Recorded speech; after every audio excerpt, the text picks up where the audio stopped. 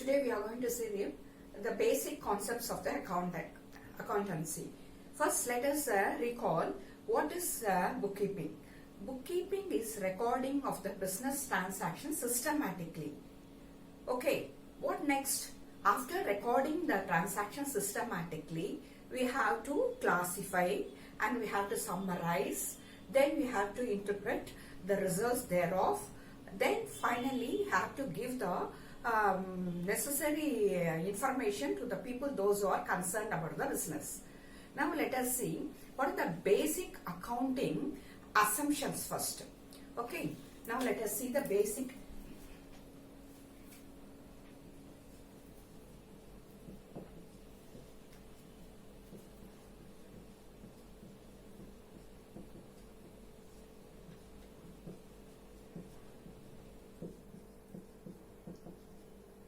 Okay, this basic accounting assumption says all the business have a what you call long-term entity, long-term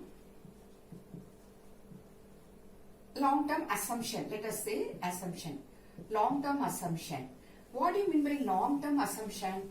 We assume that every business which is started will go for a run for a many number of years. Not for a short period of 3 months, 6 months or 1 year.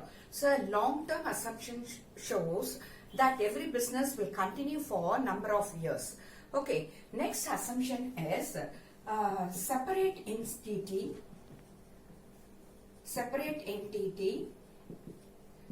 or separate legal entity assumption. Okay, the second one is separate legal entity.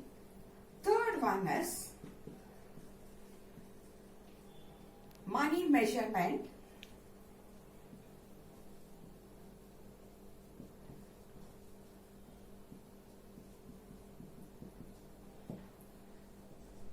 Fourth one is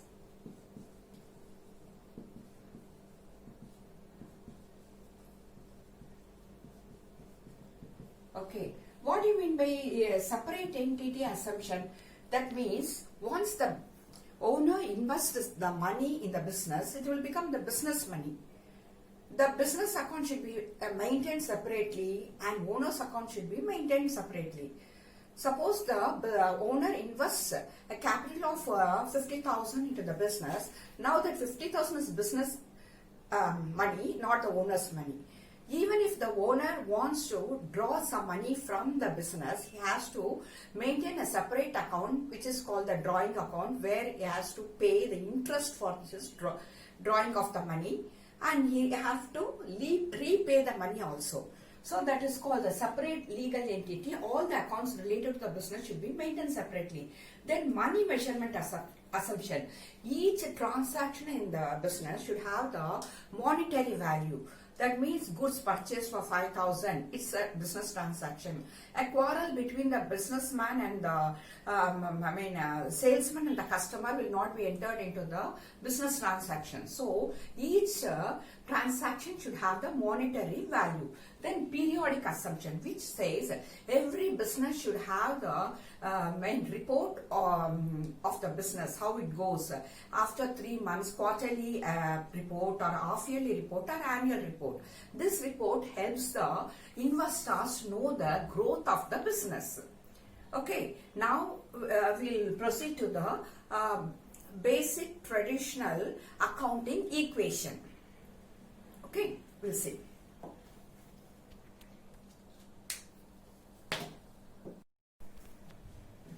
Now we are going to do the double entry bookkeeping system. Bookkeeping means what? Recording all the transactions in a systematic way. Accounting continues further. Accounting continues after recording the transactions systematically. It should be taken to the different accounts, classify the accounts, and it should be taken to the different accounts, and it should be added, that means summarized and analyzed, then interpreted the results thereof to the concerned persons for taking the financial decision of the growth of the company. Now let us see double entry bookkeeping system. That means double entry bookkeeping system says that there should be two entries. That means one is two aspects. What are the two aspects? Double aspects it said. One is the two aspects double it. That is debit aspect and credit aspect. Okay, debit aspect is a thing we can say it's a to get. It should be mentioned in this, instead of saying debit aspect, we can say in debited to.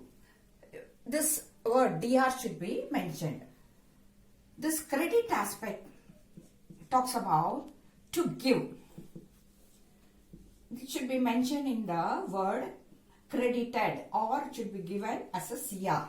Okay, what to get, what to give.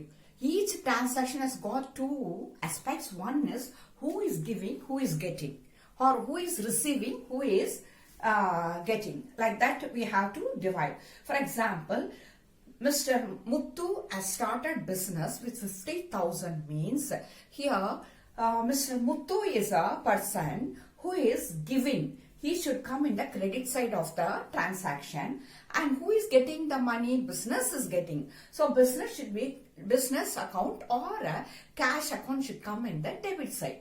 Now let us talk about the basic accounting equation.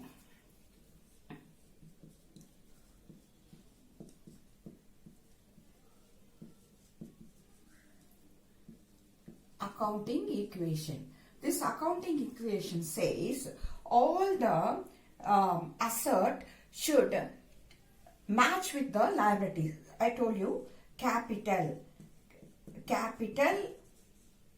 is equal to asset.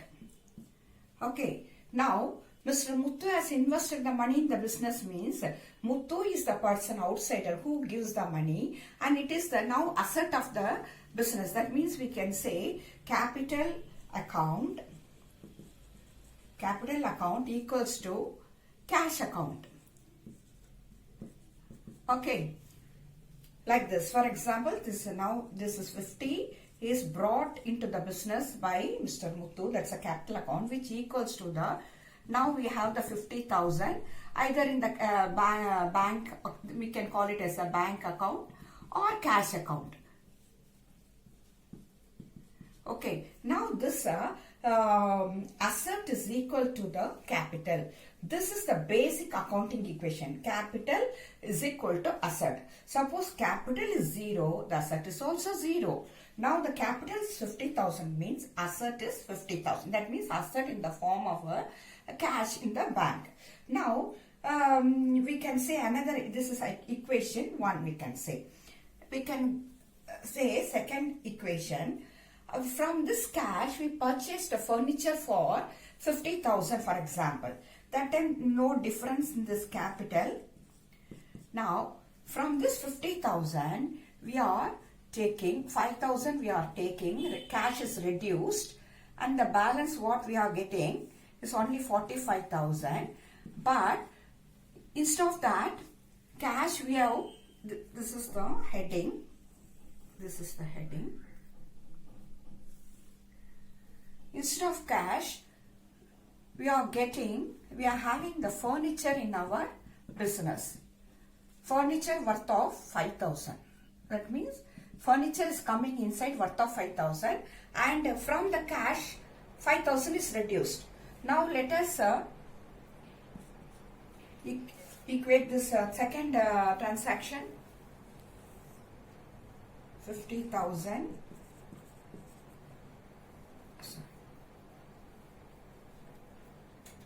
is equal to 45,000. Cash account is 45,000. Now we have got the furniture worth of 5,000. Now see, capital is equal to asset. Capital is equal to asset. Otherwise we can call it as asset is equal to capital. Now capital is 50,000. It is in the form of cash or bank account worth of 50,000. This is the first transaction. Second transaction, from this cash, we purchase a furniture for 5,000 means furniture is coming inside and cash is reduced to 5,000 because after paying, one asset is reduced, another asset is created. See, one asset is reduced, another asset is created. And this is the second equation. Third equation, purchased goods. Goods means stock. Purchased stock or goods we can say. Purchased stock for 20,000 on credit basis. On credit basis means somebody is giving the benefit for has worth of 20,000. Now let us see that somebody has become the creditor. So now the third equation we can write like this. Capital plus liabilities. Liabilities means what? We have the responsibility of repaying the money. We have the responsibility of repaying the money. So liabilities here, creditors, 20,000 we are getting from the creditors, and here stock account is increased. Stock account is increased. Here 20,000 liabilities. Here we are getting stock worth of 20,000. Now let us equate this transaction. Here 50,000 is already there in the capital plus 20,000. Total we are getting 70,000.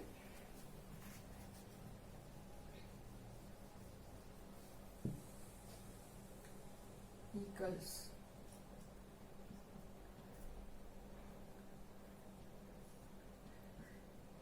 equal to here 45,000 plus furniture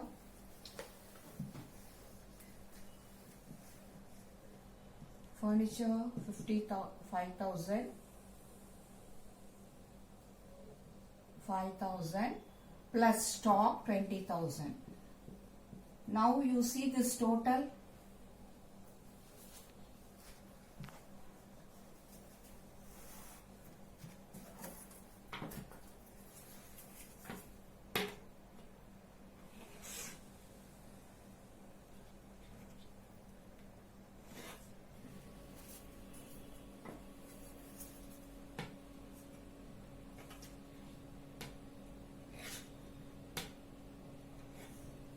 See, 50 plus 20, 70,000, and now this asset side 45,000 plus 5,000, 50,000, then plus 20,000, 70,000. So assets is equal to capital, capital is equal to assets, capital. The next equation is capital plus liability is equal to assets. Assets, under assets we get the cash and furniture and stock. All these are the assets. Now we can go to the, up to this we'll stop because the board is not sufficient enough to go for further transaction, and we'll go to the next concept after this.